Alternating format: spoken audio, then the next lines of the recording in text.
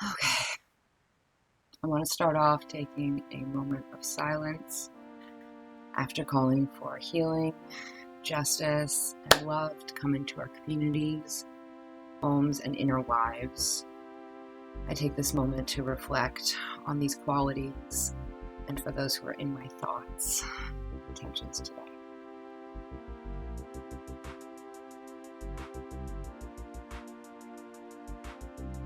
Alright. Welcome to mystickAL. I am LD, Mystic. In this house, mystickAL is an identity of action towards living, loving, and understanding.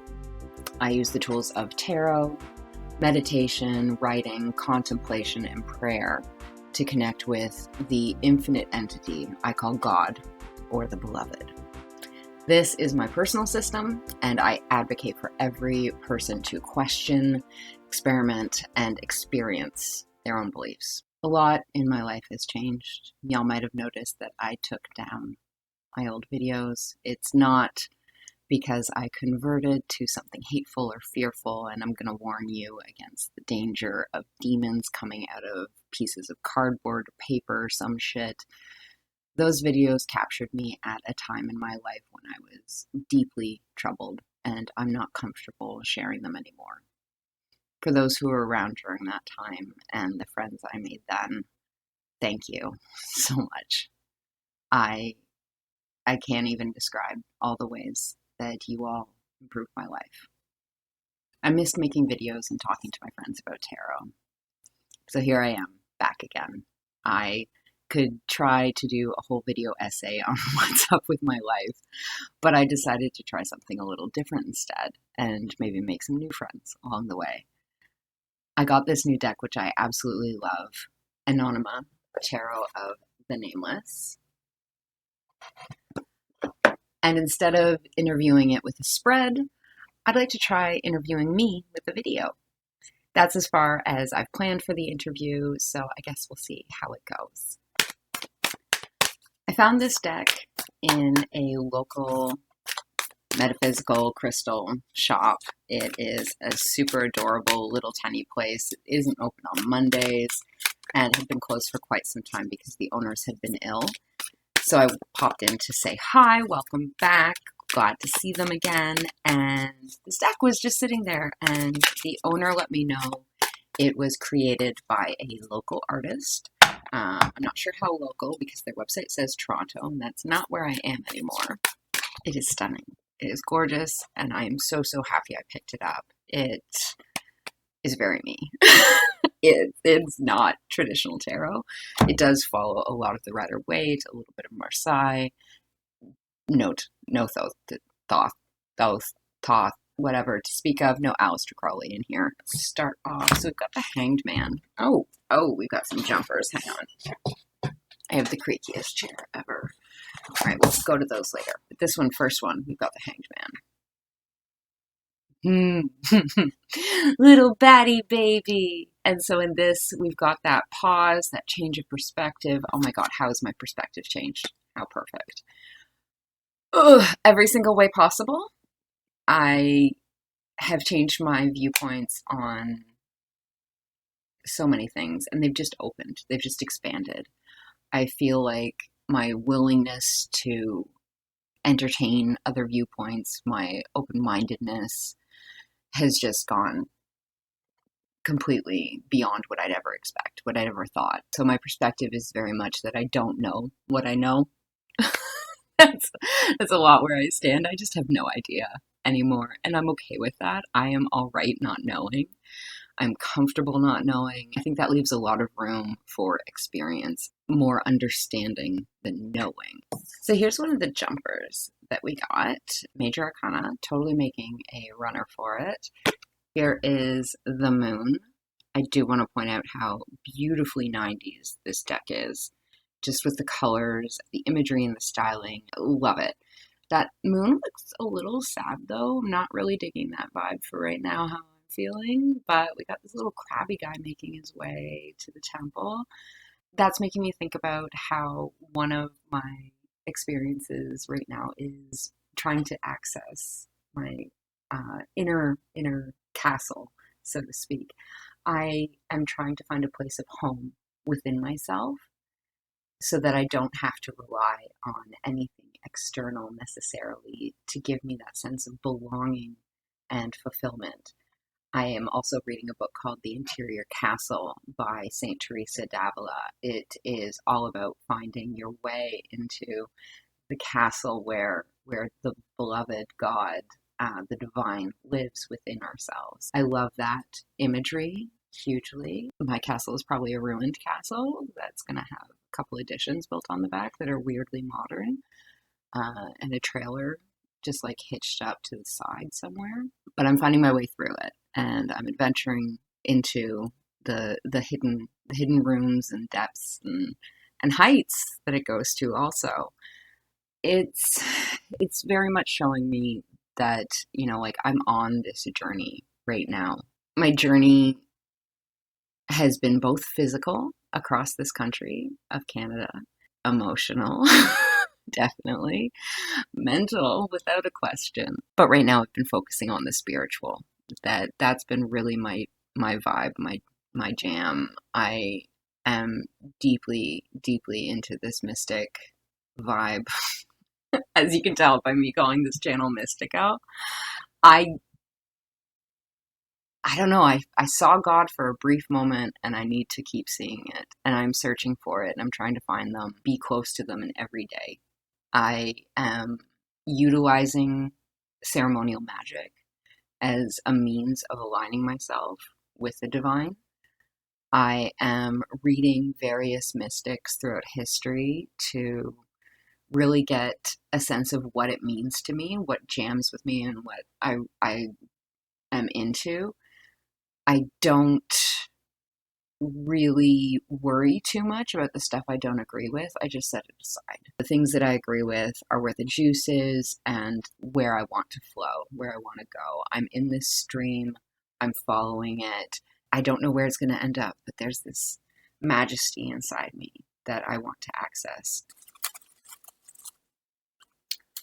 Why?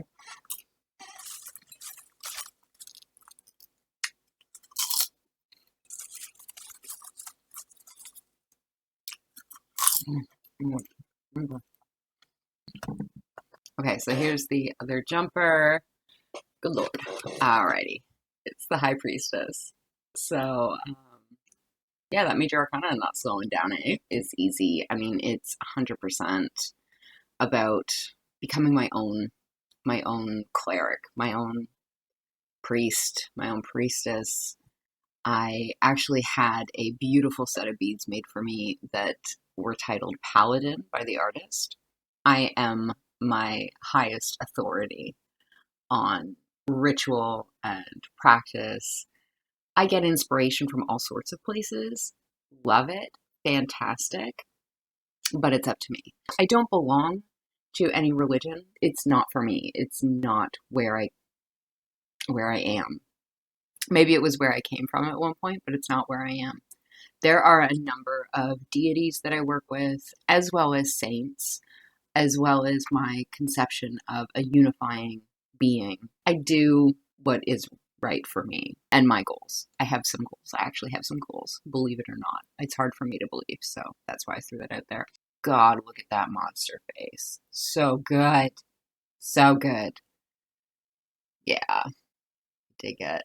Okay, I did a few more shuffles because I realized that I'm taking forever doing this. Not much for you, but lots for me. And set out 4 more cards. Going to try and breeze through them. Not going to try and stop as much as I have been. This is really hard to get back into. So thank you for bearing with me. Thank you for being here so much. So let's do this. I didn't look at them. Okay. All right, Jesus. Okay. Wheel of Fortune. Here we go again. So I guess this is like a major thing. What have I got so far? We've had the Hangman. Oh, gee. The Moon. And the High Priestess. And now I've got the Wheel of fucking Fortune. Alright. But, like, I love these monsters. I love these monsters so much. They're so cute. And just grotesque. Absolutely adore them. So the Wheel of Fortune cycles and patterns, and I'm thinking of routines and stories and ingrained over and over bullshit. Super not, you know, into this right now. This whole card is making me think of these stories. I've been going to therapy, surprise, and one of the recent things that's come up is the story, the underlying story that I have been telling myself and feeding myself ever since I was a kid. It's not awesome.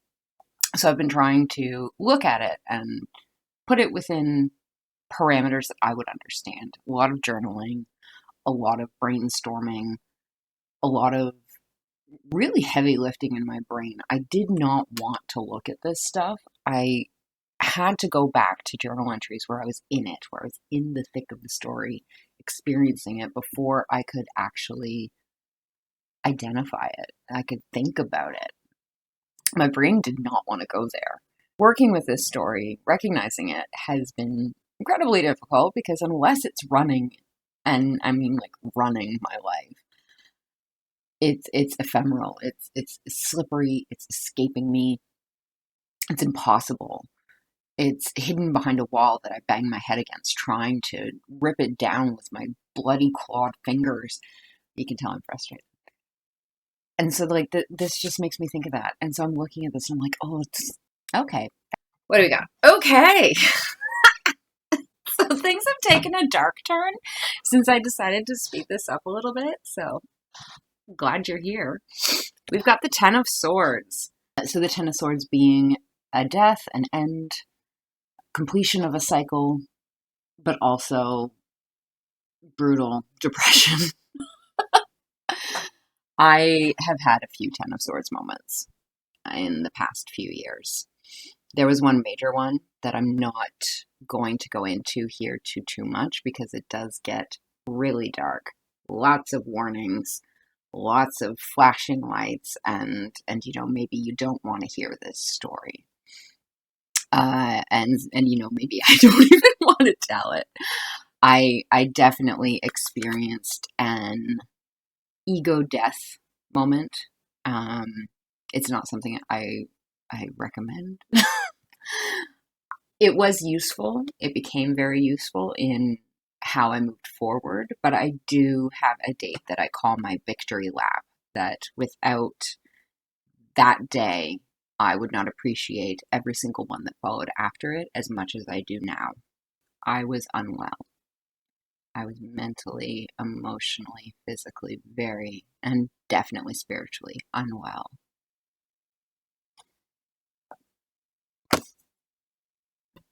I'm gonna put this one down. I'm gonna put this one down. So now we've got the Five of Cups. So things are looking up. Another happy card. Anyway, the Five of Cups is actually not that bad. I always remember to look at the one cup standing up. In other decks, it's two cups or a different number of cups, but I always remember that there is a cup standing up at least. Something has made it. So when I'm looking at this, what I'm actually seeing is that I'm not focusing on what I have. I'm not focusing on what is behind me. I'm focusing on the next step. What's going to happen next? Yeah, it doesn't look super great with these guys on the ground just being like off, you know, letting their stuff out.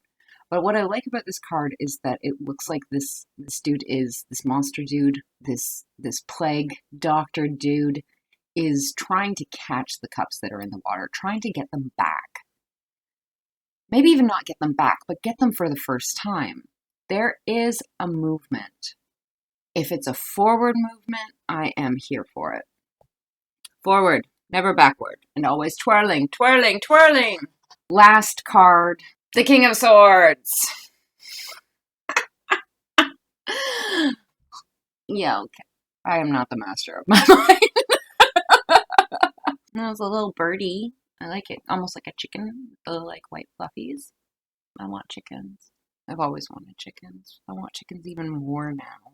Not in a place where I'm allowed to have chickens, but there may be illegal chickens in my future, depending on how my family responds to my ideas. And look at his little chicken feet.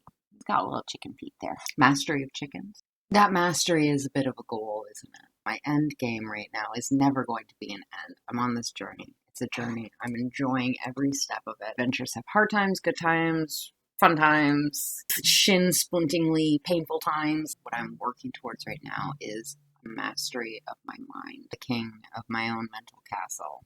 So that king of the castle, the interior castle, as it's described in the book I'm reading, is the residing place of the divine.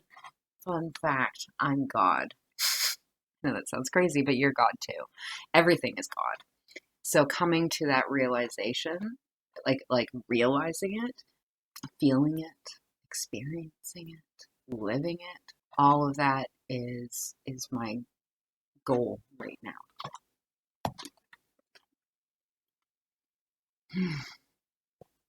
All right, so we've got the Hanged Man. That was my change of perspective that I'm coming from right now. Love it. Super important. It has been hard won, and I am really proud of myself. The moon, showing that pathway that I'm on, the mysterious pathway that I don't know where it's going and I don't know how it'll end, but I know I'm on it and I'm really enjoying it. Going into my interior castle, finding my ruins, building them up, discovering them, plunging into them, all of that adventure in my mind, my soul, my body, my everything. Really enjoying that being what I'm doing right now. The High Priestess, realized that I pulled a bit of Hierophant energy into that, but with the High Priestess having so much intuition tied into it, I think that it's appropriate for me. I am my own authority when it comes to my spirituality and my belief.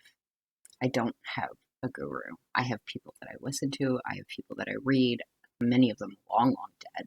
It's something that I need to discover and I need to verify in myself. It's something that I'm learning discernment around. But then we've got that Wheel of Fortune. So I guess this is really like about my challenge right now. What the like nitty gritty that I'm working on right now. That's the Wheel of Fortune. That's those patterns, cycles, stories that go round and round and round and drive me literally insane. Which brings us to the Ten of Swords. The Ten of Swords being the darkness, the abyss. Ooh, the abyss. Look at me crossing the abyss. Definitely was a theme. Definitely was a thing. And the Five of Cups, moving forward, trying to find a new way through. Appreciating that the back is there, but I've got to move forward. And the King of Swords, with this mastery, this ambition for mastery as being my motivating factor. Boo! I love this beautiful deck and everything it has inside it. As I edited this video, I realized that I had neglected to include an entire section. So here is the contemplation prompt. Hopefully this will inspire and give some new ideas, or at least provide some grist for the mental mill. Today's prompt comes from Meditations on the Tarot, A Journey into Christian Hermeticism. I don't worry too much about the Christian part. I've actually found quite a few very useful, inspiring things from Christian writers. I find the further back I go, the better it gets, but that's just me.